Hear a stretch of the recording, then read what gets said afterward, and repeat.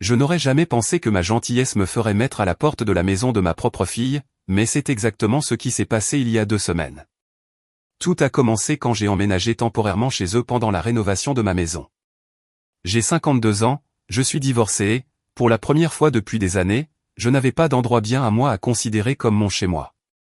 Ma fille, Émilie, et son mari, Jacques, m'ont proposé de me laisser séjourner dans leur chambre d'amis, et j'ai accepté. J'ai fait attention à ne pas m'imposer.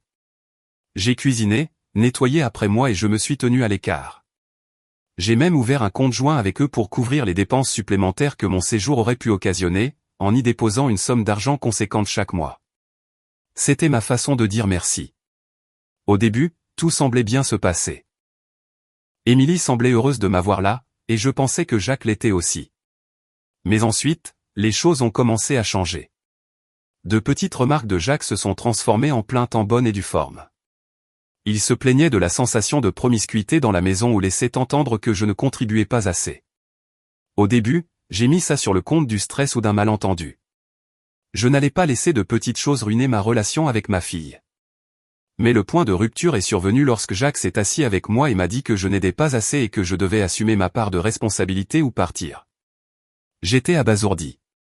Je venais de verser encore $5000 sur le compte joint une semaine plus tôt. Quand je le lui ai rappelé, il a souri et a dit « Eh bien, si tu peux te le permettre, tu pourrais peut-être nous aider avec une voiture. On a besoin de quelque chose de plus grand maintenant que tu es là. » Au début, j'ai cru qu'il plaisantait. Quand j'ai réalisé que non, ma réponse était claire. J'ai dit non à Jacques. Je n'ai pas été impoli. J'ai expliqué que l'argent que j'avais versé était destiné à couvrir la nourriture, les charges et toutes les dépenses supplémentaires du ménage pendant mon séjour. Une nouvelle voiture, c'était un luxe, pas une nécessité, et certainement pas ma responsabilité. Je pensais qu'il laisserait tomber, qu'il marmonnerait peut-être quelque chose dans sa barbe. Mais au lieu de cela, il a croisé les bras et s'est adossé, comme s'il attendait ça depuis longtemps.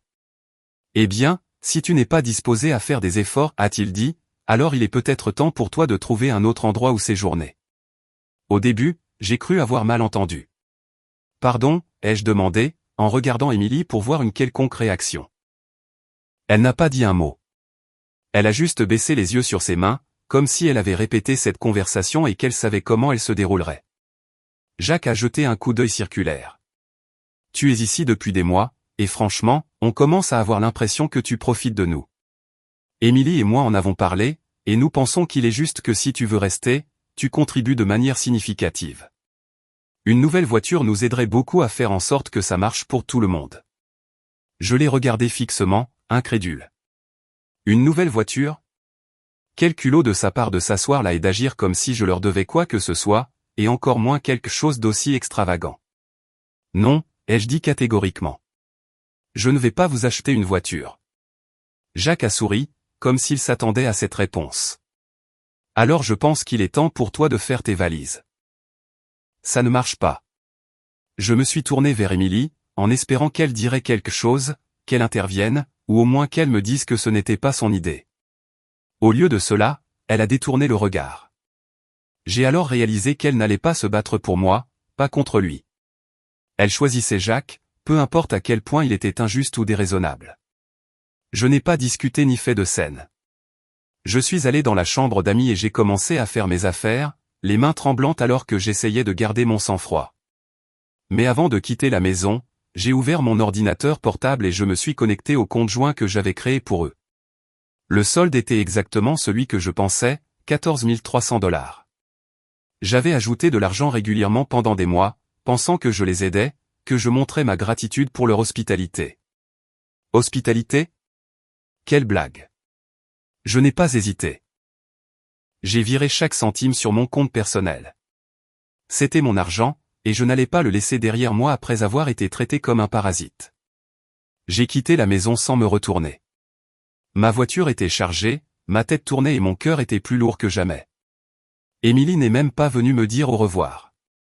Jacques se tenait dans l'encadrement de la porte, les bras croisés, me regardant comme s'il était impatient de voir mon dos. En m'éloignant en voiture, j'ai repassé la conversation dans ma tête. Jacques avait toujours été un peu égoïste, voire prétentieux, mais je n'aurais jamais imaginé qu'il irait aussi loin. Et Émilie ? Son silence était plus fort que tout ce que Jacques avait dit. Elle avait toujours été mon alliée la plus proche, mon roc après le divorce, et maintenant j'avais l'impression qu'elle avait choisi un homme comme lui plutôt que moi. Je me suis garé sur le parking d'un hôtel et je suis resté assise dans la voiture pendant un moment, essayant de réfléchir à ma prochaine étape. Je ne pouvais pas retourner chez moi, c'était toujours un chantier. Ma sœur vivait à 2 États de distance, et je ne voulais pas la charger de ce problème. Pour la première fois depuis des années, je me suis senti complètement seul. Puis j'ai pensé aux comptes joints. Je ne leur avais même pas dit que j'avais récupéré l'argent. Je savais qu'il ne tarderait pas à ce que Jacques le découvre. Une partie de moi se demandait s'il essaierait de m'appeler, d'exiger des réponses, ou même d'avoir l'audace de demander à ce que je lui rende l'argent. Je n'étais pas sûr de savoir comment je réagirais s'il le faisait. Le lendemain matin, j'ai eu ma réponse. Mon téléphone a sonné, et quand j'ai vu le nom d'Émilie à l'écran, mon estomac s'est noué. J'ai hésité à ne pas répondre, mais j'ai décidé de décrocher. « Maman » a-t-elle commencé, sa voix douce. Jacques dit que le compte joint est vide. « As-tu pris l'argent » J'ai fait une pause, ne sachant pas trop comment répondre. « Émilie » ai-je dit prudemment, cet argent était à moi, chaque centime. Tout ce que j'ai mis sur ce compte était pour vous aider, Jacques et toi, pendant que j'étais là. Mais maintenant que je ne suis plus la bienvenue, pourquoi devrais-je le laisser derrière moi? Il y a eu un silence à l'autre bout du fil. J'entendais la voix de Jacques en arrière-plan, qui marmonnait quelque chose que je ne parvenais pas à distinguer. Jacques dit que tu n'avais pas le droit, a-t-elle commencé, mais je l'ai interrompu. J'avais tous les droits, ai-je dit, ma voix ferme. Laisse-moi te rappeler, Émilie, que c'est moi qui ai ouvert ce compte. C'est moi qui l'ai alimenté, et je me suis assuré qu'il soit là pour que vous puissiez l'utiliser tous les deux. Si Jacques se sent en droit de réclamer cet argent, c'est son problème, pas le mien. Elle n'a pas répondu, mais je voyais bien qu'elle était tiraillée entre la défense de son mari et la compréhension de mon point de vue. Ça m'a fait mal qu'elle doive hésiter. J'ai attendu qu'elle dise quelque chose, n'importe quoi, mais je n'ai eu que « je t'appelle plus tard ». Elle a raccroché, et pour la première fois depuis que j'étais parti, je ne me suis pas senti en colère. Je me suis senti libre. Les jours qui ont suivi cet appel téléphonique ont été étranges, calmes. Pas de SMS, pas de suivi, rien. Je ne savais pas si Émilie me laissait de l'espace ou si Jacques l'avait convaincu de rompre les liens. Quoi qu'il en soit, je n'ai pas pris contact. Je me suis dit que si elle voulait parler, elle le ferait. J'ai passé mon temps à m'installer dans un petit appartement de location que j'ai trouvé non loin de ma maison. C'était modeste mais confortable, et pour la première fois depuis des mois, j'avais l'impression de pouvoir respirer. Je ne marchais pas sur des œufs et je ne me préparais pas aux commentaires passifs-agressifs de Jacques. Puis, une semaine plus tard, j'ai reçu un message de ma banque. Quelqu'un avait essayé d'accéder au compte joint que j'avais clôturé après avoir viré les fonds. Mon cœur s'est emballé lorsque je me suis connecté pour vérifier. Bien sûr, c'était Jacques. Je n'avais même pas à deviner. Il devait penser qu'il pouvait se faufiler à nouveau dans le compte et prendre ce qui ne lui appartenait pas. Le même après-midi, Émilie s'est présentée à l'improviste à mon appartement. J'ai été surprise de la voir, mais l'expression de son visage m'a dit qu'il ne s'agissait pas d'une visite de courtoisie. « Maman, il faut qu'on parle » a-t-elle dit dès que j'ai ouvert la porte. Je l'ai fait entrer et nous nous sommes assises à la petite table de la cuisine. Elle avait l'air fatiguée, comme si elle n'avait pas bien dormi depuis des jours. « Jacques est en colère » a-t-elle commencé. « Il dit que tu n'es pas juste, que tu nous punis parce qu'on a demandé de l'aide. » « De l'aide » ai-je dit, en haussant un sourcil. « Émilie, je vous ai donné plus d'aide que la plupart des parents. J'ai cuisiné, nettoyé, je me suis tenu à l'écart et j'ai payé des choses que je n'ai même pas utilisées. Et qu'est-ce que j'ai eu en retour? Jacques qui me met à la porte parce que je ne voulais pas lui acheter une voiture? » Émilie a grimacé mais n'a pas protesté. Au lieu de cela, elle a soupiré et a dit « Ce n'est pas une question d'argent, maman. C'est la façon dont tu t'y es pris. Tu as juste repris l'argent sans rien dire. Jacques a l'impression que tu nous as trahis. » Je n'ai pas pu m'empêcher de rire de l'absurdité de la situation.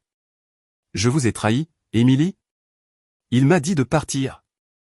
Ce compte était censé vous faciliter la vie pendant que j'étais là. Dès que je n'ai plus été la bienvenue, son objectif a pris fin.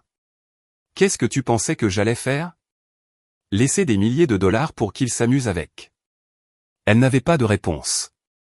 Pendant un instant, j'ai cru voir une lueur de compréhension dans ses yeux. Mais elle a dit, « Jacques pense que tu es méchante. » « Et qu'est-ce que tu en penses ?» ai-je demandé. La question a semblé la surprendre. Elle a baissé les yeux sur la table, évitant mon regard. « Je ne sais pas » a-t-elle admis. Je me suis adossé à ma chaise, ressentant un mélange de tristesse et de frustration. « Émilie, je t'aime.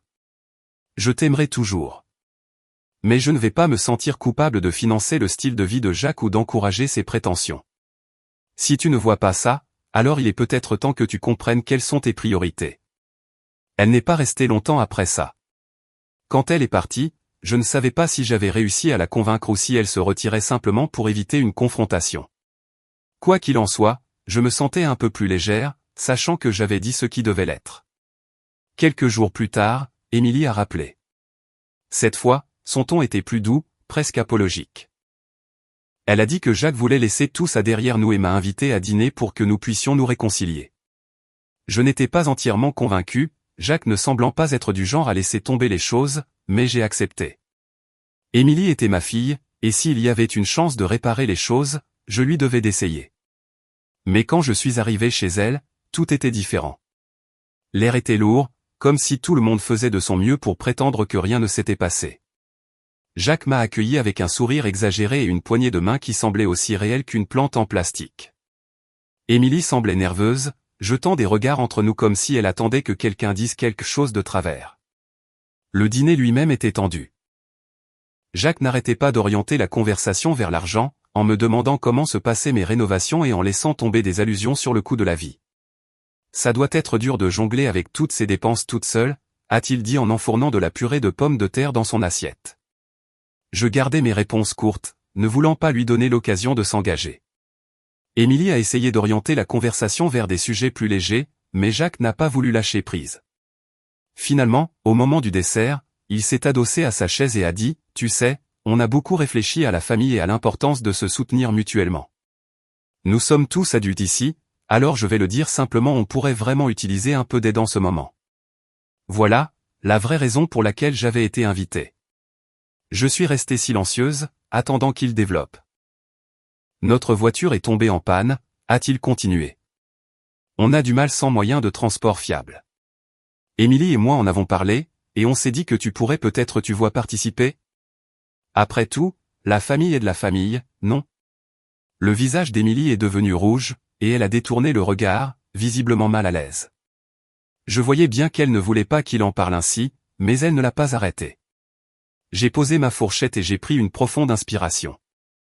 Jacques, laisse-moi bien comprendre. Tu m'as invité ici sous couvert d'une réconciliation juste pour me demander de l'argent? Son faux sourire a vacillé. Ce n'est pas comme ça, a-t-il dit rapidement. On veut vraiment arranger les choses, mais on est dans une situation difficile, et on pensait que tu comprendrais. J'ai regardé Émilie, en espérant qu'elle dirait quelque chose, n'importe quoi pour me défendre, pour lui dire que ce n'était pas juste, mais elle s'est contentée de regarder ses mains comme si elle voulait être ailleurs. Je me suis levé, l'appétit complètement coupé. Si vous aviez besoin d'aide, Jacques, le moins que vous pouviez faire était d'être honnête à ce sujet. Mais laisse-moi être très clair, je ne suis pas votre distributeur automatique.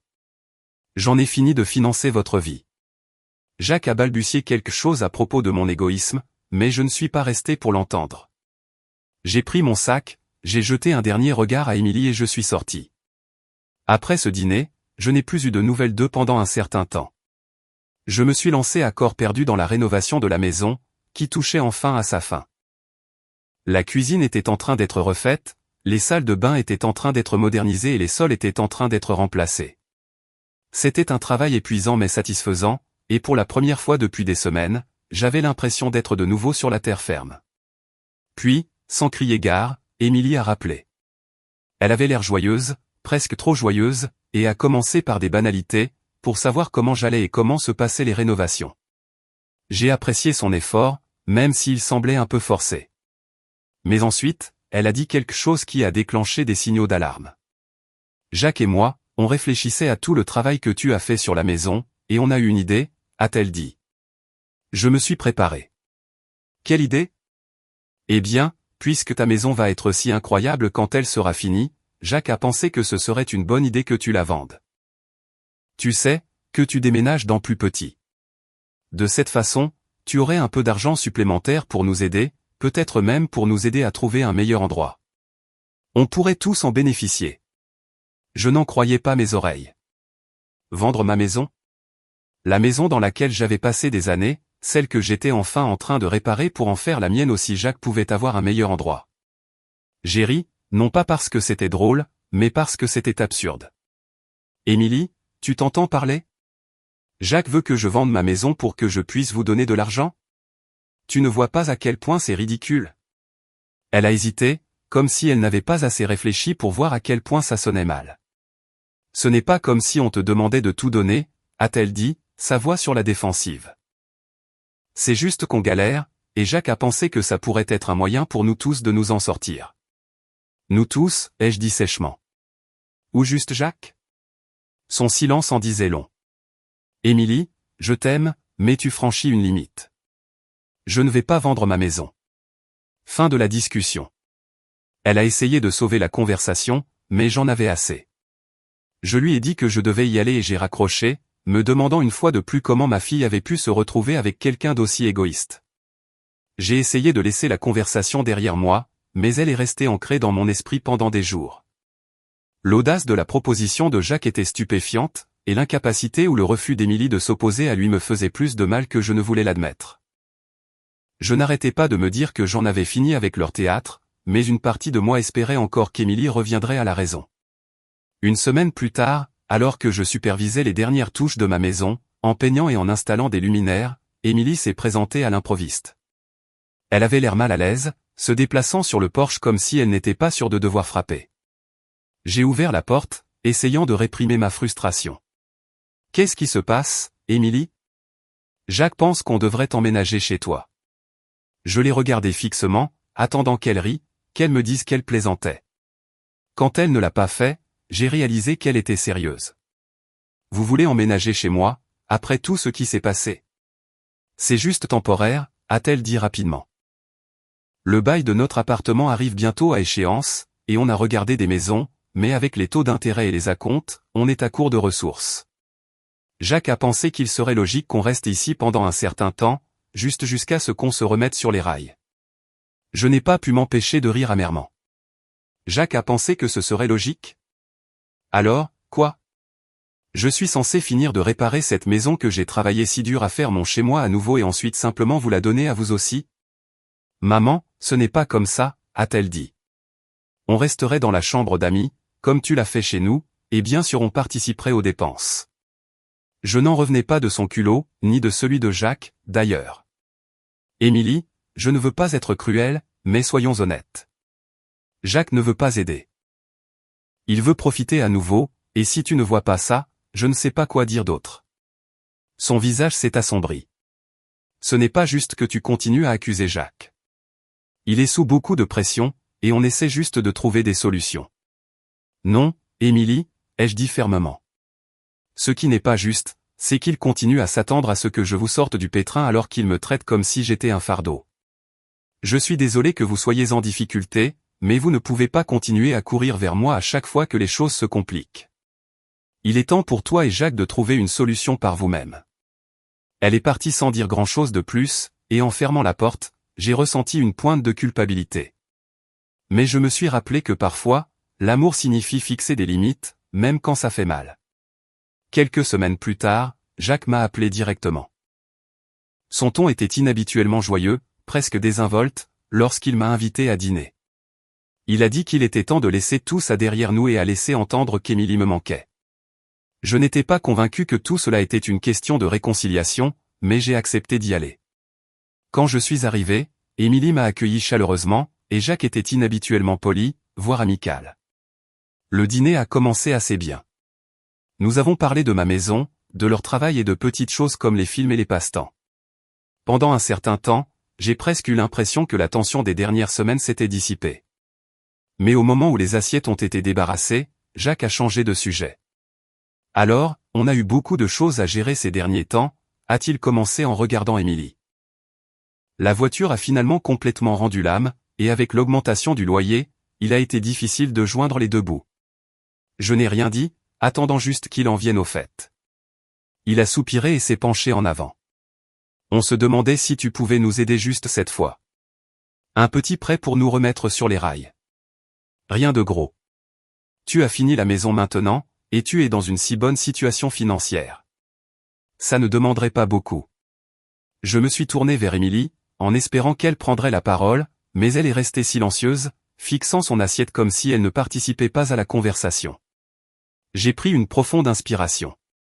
Jacques, ai-je dit, tu m'as invité à dîner pour me demander de l'argent, n'est-ce pas? Il ne s'agit pas d'un arrangement, il s'agit de ce que je peux faire pour vous. Il a essayé de se rétracter. Non, non, ce n'est pas comme ça. On a juste pensé que puisque tu es de la famille j'ai déjà plus qu'à ces aider, ai-je dit en le coupant. Je vous ai donné de l'argent, j'ai payé les dépenses et j'ai fait tout ce que j'ai pu pour vous faciliter la vie. Et comment m'avez-vous remboursé? En me mettant à la porte et en me traitant comme si je vous devais quelque chose. J'en ai marre qu'on profite de moi. Émilie a finalement pris la parole, sa voix douce. Maman, on est juste désespérés. Jacques ne voulait pas que ça sonne comme ça. Émilie, ai-je dit, je t'aime, mais vous allez devoir trouver une solution sans moi. J'ai donné tout ce que je pouvais. Vous devez commencer à voler de vos propres ailes. Je me suis levé, j'ai pris mon sac et je suis parti. En sortant, j'ai réalisé quelque chose, je n'étais plus en colère. J'en avais juste fini.